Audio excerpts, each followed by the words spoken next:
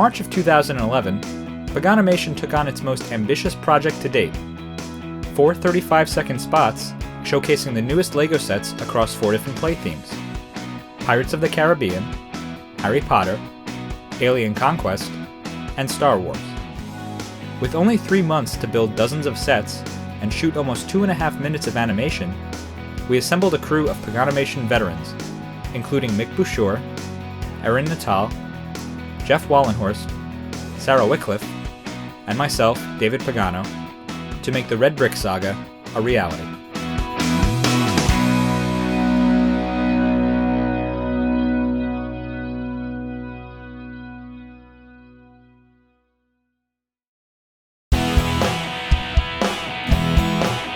The Red Brick Saga was, in many ways, totally different from anything we had done before.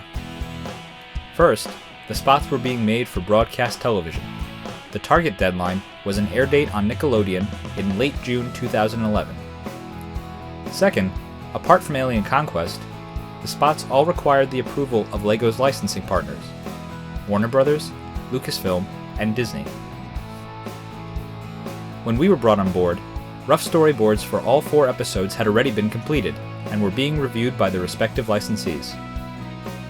As always, we took the storyboards and adapted them into first-pass animatics. This helped us figure out how to pare each spot down to 35 seconds, and gave us a feel for the kinds of sets we'd need to build. How are they going to make these expressions? That I haven't figured out yet. Alright, I mean that should encompass all of the minifigs. Yeah, and then we'll kind of figure out what we need to build the specific sets that we're going to make for the actual shot. Normally, when we work on a series of 2 or more shorts, we produce one single episode at a time, from start to finish, so as not to get overwhelmed by the project as a whole. In this case, we couldn't start animating on any of the shorts without approved storyboards, so we decided that the best way to move forward would be to build everything necessary for all 4 shorts first, and then animate each short in the order that we receive storyboard approval.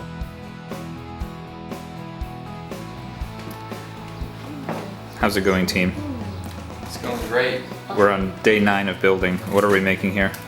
Making Harry Potter. Hogwarts. Yes. I never saw the movie, so I don't know what's going on. Harry Potter's castle. The one he lives in. Yeah. Well, technically. We should actually probably watch the movie. Okay. Okay, if you insist. See how hesitant I was?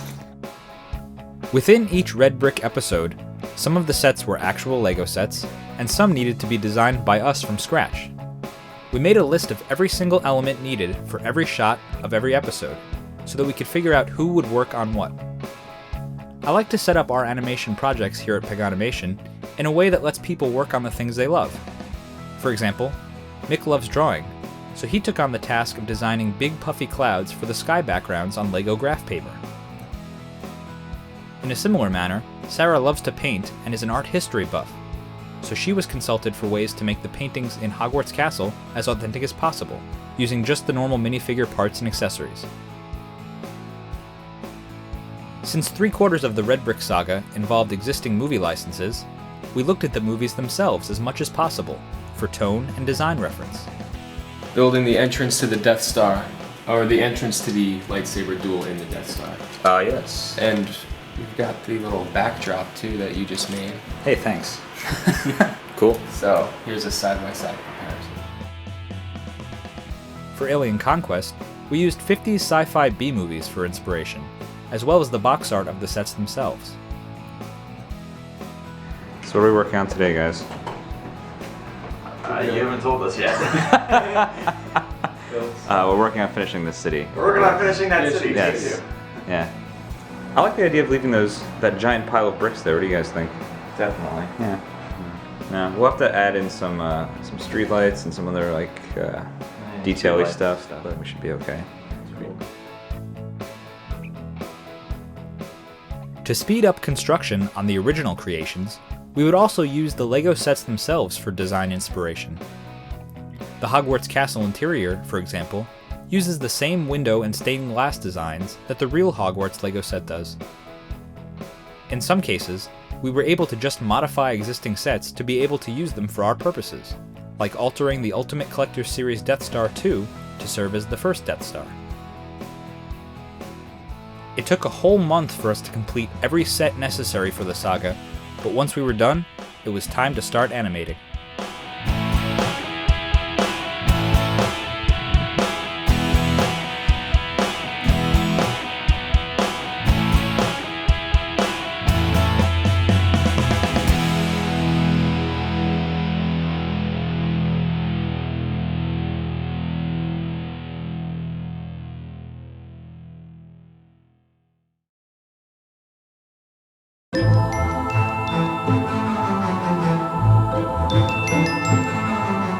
Whenever we begin animation on a new short or a new episode of a series, we try to start with a shot that's simple and straightforward, so that we can get into the animation groove before tackling the harder stuff.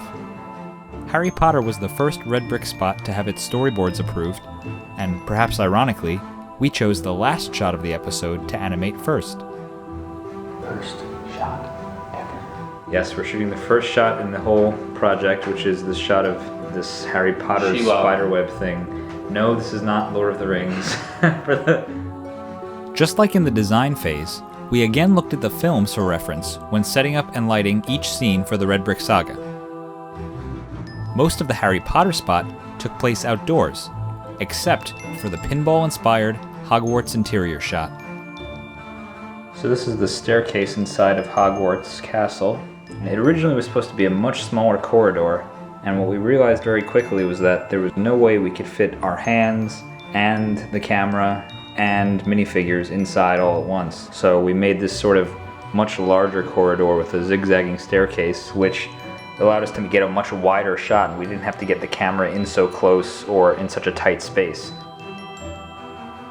So we start with Dumbledore up here at the top of the stairs, and we come over to Professor McGonagall, who's on a turntable so that she can turn at a 3/4 angle. And then we come down the stairs. We see the paintings are empty here because they were composited in later. We animated the paintings separately, and because the speed of the shot is so great, you don't really notice even if the paintings are animated. So we only animated these two here and one on the stairs down there. And you can see this if you frame by frame the final video, but animating them turned out to be a step too far. And as we come further down the stairs, we see more paintings, and we got Hagrid with Dobby on the back, and they are held together by blue tack. You can see some of it by his feet there. And the last character we come to over here is Snape, who gets sort of unfortunately bludgeoned by the red brick as it travels out the window, and a bunch of the bottles that he's carrying and some of the ones on the shelf here get shattered into these 1x1 round plates. But lo, on a Tuesday night, the last shot of Harry Potter was finished at 10. Yeah, I can't even read that. 10:20 p.m. That's not bad. But we are good. Moving on to the remaining outdoor shots, we had the first of our animated quick builds, the exterior of Hogwarts Castle. Since I like to make our sets as intricate as possible, we actually shoot all of the quick build animation in reverse, building a complete model first, and then taking it apart frame by frame. This weapon is your life. Try not to lose it. But no, a weapon is your whole life. Cut to one falling.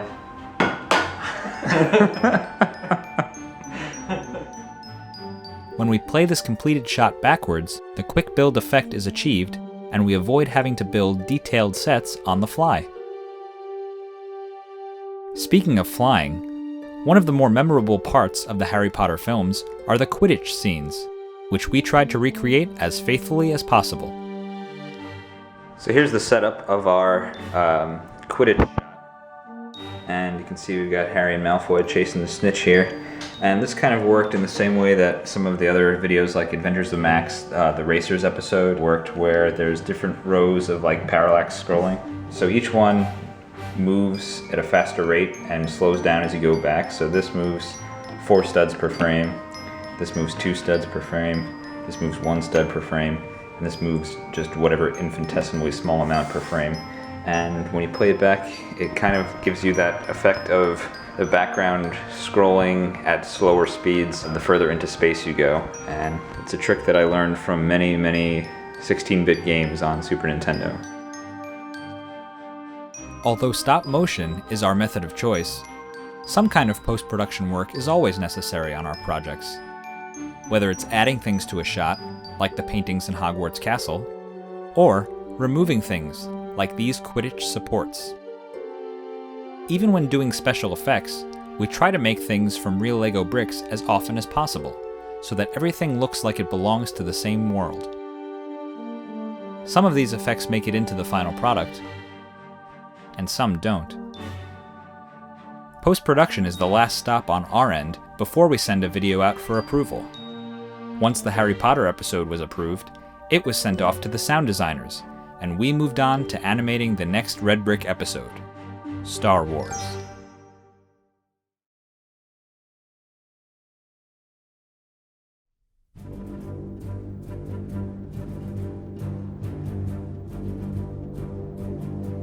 The second Red Brick episode to go into animation was the classic Star Wars spot.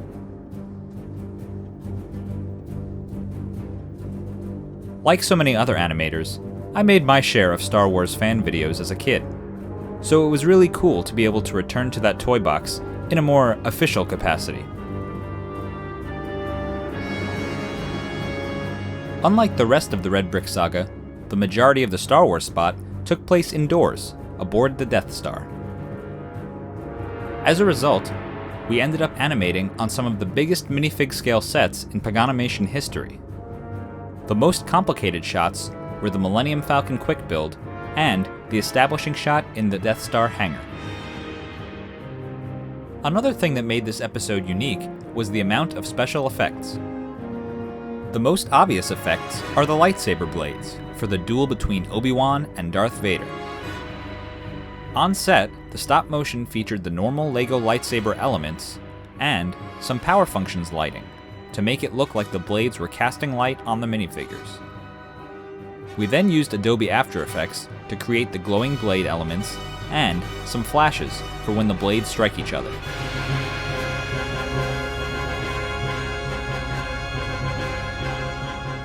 Some After Effects attention was also required for the reaction shot of Obi-Wan, Luke, and company.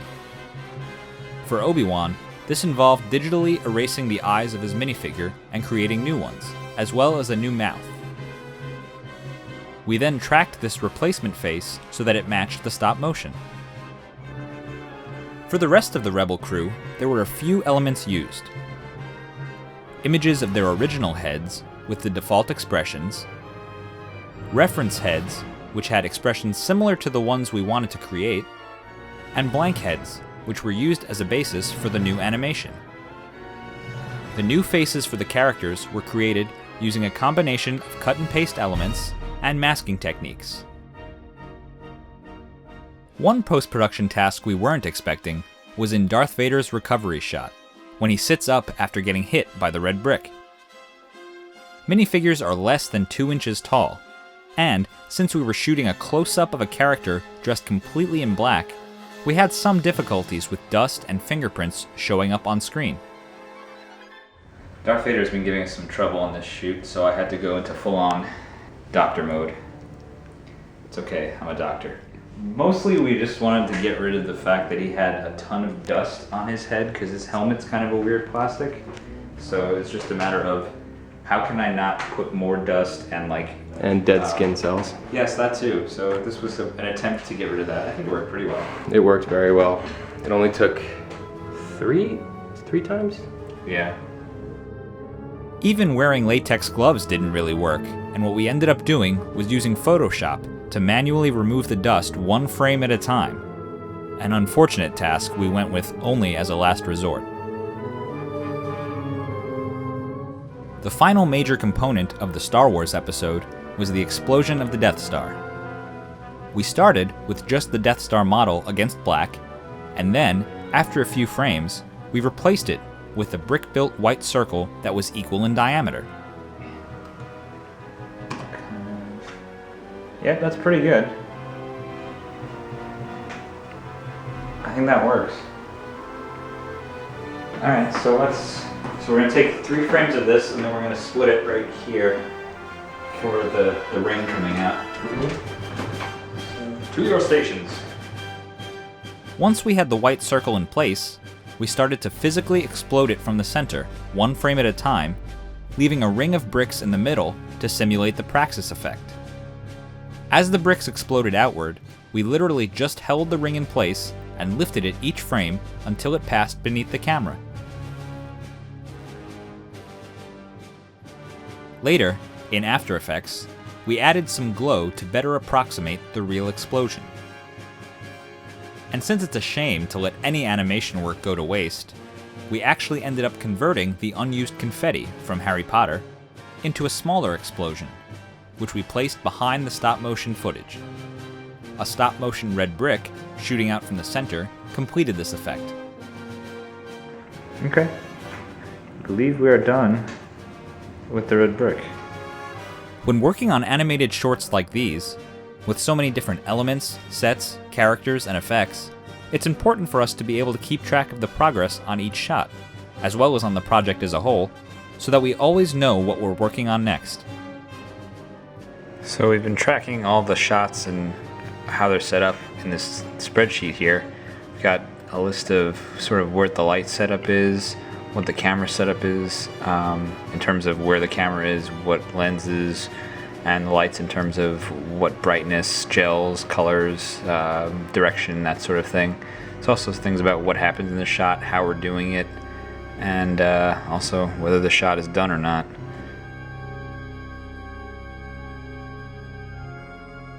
With 2 months of work behind us, and 1 month left to meet our deadline, the Force was with us as we wrapped production on the second Red Brick episode.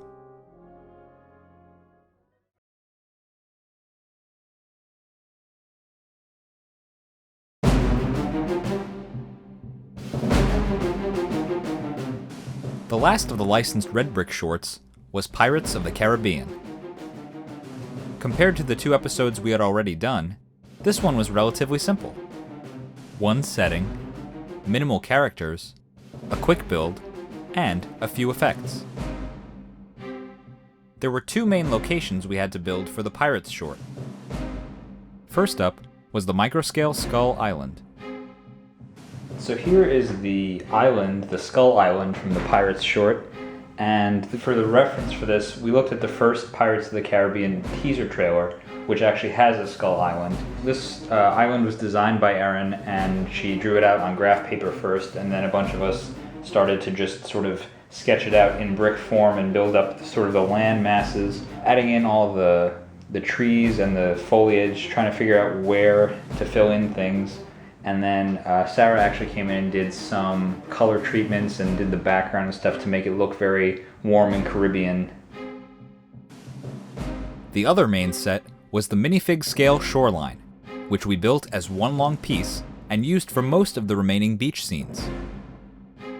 We changed up the background details and camera placement to make it seem different from shot to shot.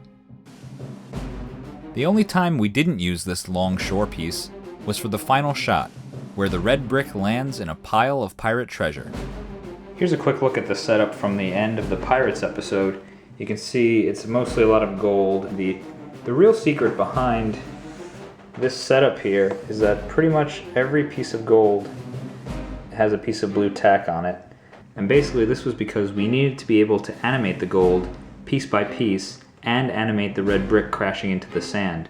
And you might notice also in the back we've got these forced perspective palm trees that are kind of blurry in the background of the shot to make the sets that we build seem bigger than they actually are.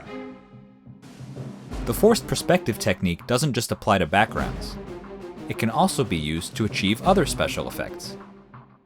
In the scene where Jack Sparrow first digs up the red brick, Jeff had the great idea to create a forced perspective shovel. We built several dark gray shovel pieces and adjusted the size and placement of each, frame by frame, to create the digging effect. You may have noticed that we reuse a lot of the same tricks and techniques throughout all our videos. This shot of Jack Sparrow, looking down at the camera, is very similar to one we used in Adventures of Max, where Max opens up the trunk of his car. When translating things from storyboard to animation, we try to plan out the best ways to approach each shot, action, or effect, and we always use things we've learned on previous projects to help save time. Another example of this is the ocean effects. We had previously tried brick-built waves in the Max Atlantis episode. Once we come up with animation techniques like these, and we know that they work, we try to reuse and improve upon them whenever we can. Here are a couple of other brick-built effects that we used on the Pirates of the Caribbean spot. So we've got these explosion pieces that we're going to test out to see if we can use them for the cannonball firing in, what is this episode? Oh, Pirates of the Caribbean.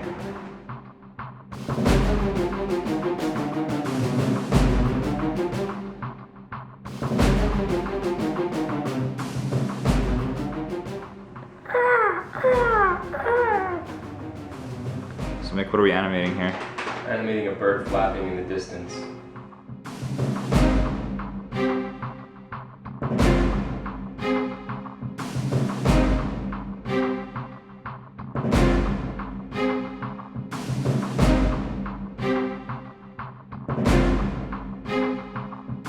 Sometimes having everything built from Lego bricks can cause unexpected difficulties.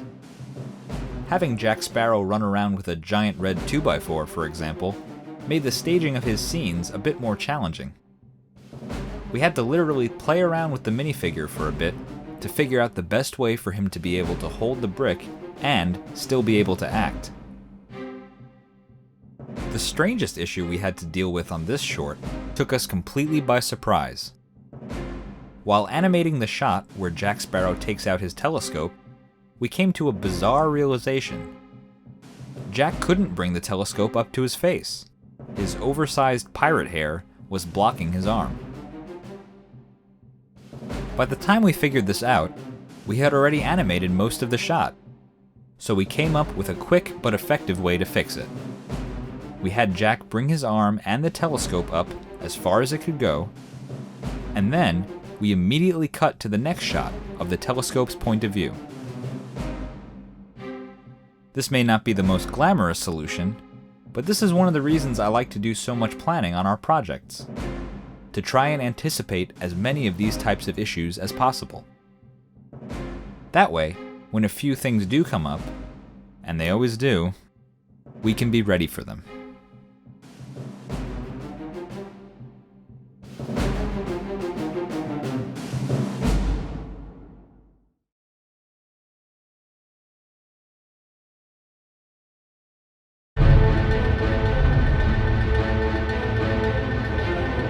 Directing animated films can be a tricky job. You want to make everything as epic and cool looking as possible, but you have to balance that with what's actually achievable in the time you've been given. This can be difficult when you're trying out new and complex techniques, and you're not really sure how long they'll take, or if they'll even work properly. Even so, we still attempted to pull off some incredibly ambitious work on the Alien Conquest spot. Right off the bat, this episode had the single most complicated shot in the entire Red Brick Saga. It starts with a pedestal move down from the sky to street level, followed by the helicopter quick build, and then a reverse pedestal move back up as the helicopter fires upon the invaders. It's a 10-second shot in a 35-second piece. Making this scene work required a lot of preparation. We shot lighting tests at both the street and sky levels to make sure everything we wanted to see was well lit and in focus. We then divided the shot into two separate parts. The first part followed the alien UFO down into the city, and ended right after the tripod walker leaves the screen. The tripod walker was a challenge in and of itself, and we shot multiple tests beforehand to get a feel for how a three-legged walk would work. The second part of this super long shot was the helicopter quick build, and since we animate all our quick builds in reverse, it had to be precisely lined up so that the beginning of part 2 matched the end of part 1. we also shot blank background plates for each of the two parts, so that we could mask out the supports for the flying ships and the helicopter. Finally, we animated a blue-screened minifig with an alien clinger on his head and used him to wipe the frame, covering the seam between parts 1 and 2. All of the Alien Conquest ships have clear windshields, which we knew would disappear if we tried to use a blue screen background. To avoid this, we decided to shoot against a simple dark blue sky background and add a star field to it later. Unfortunately, this approach didn't come out quite as good as we had hoped. For the final renders, the team at LEGO was able to track down a Photoshop file of the eerie Alien Conquest sky, which we ended up manually compositing into every shot.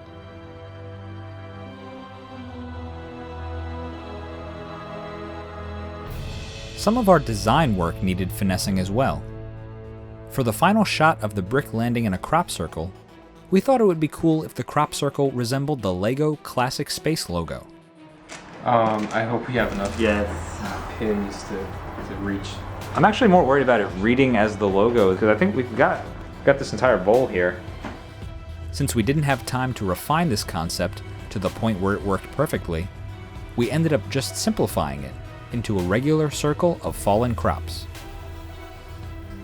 Despite all this complexity, a few of our techniques worked just as we thought they would, like the effects we used for the abduction shots.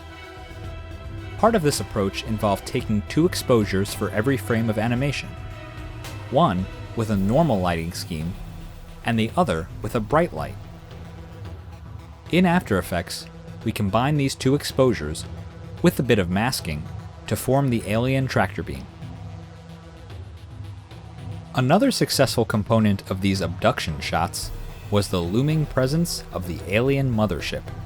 So this is the shot of this mothership here kind of spinning, and there he is. This rigged up on this large post, and every one of these plates is one frame of the animation. So every frame he's getting a little bit higher and a little more abducted. And then this marker here tells me what position the ship is in. So I move it like half of one of these lengths every frame. So that's 1, 2, 3. Eventually, the Alien Conquest spot found its balance, as we brought the stop-motion visuals and effects together and made the final product. And, on a Tuesday night in June of 2011, animation on the final episode of the Red Brick Saga was complete. The last shot is rendering.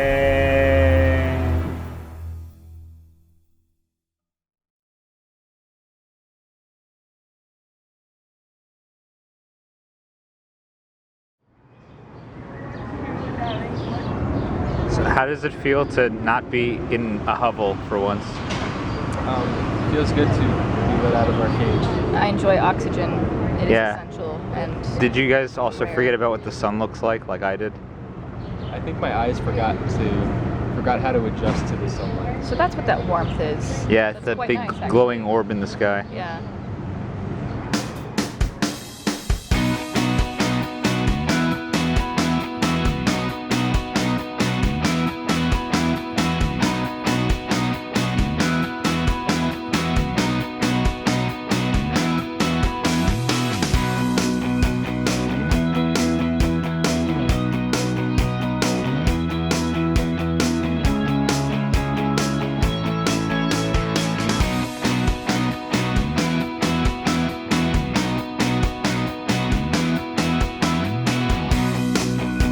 Hey, there you go.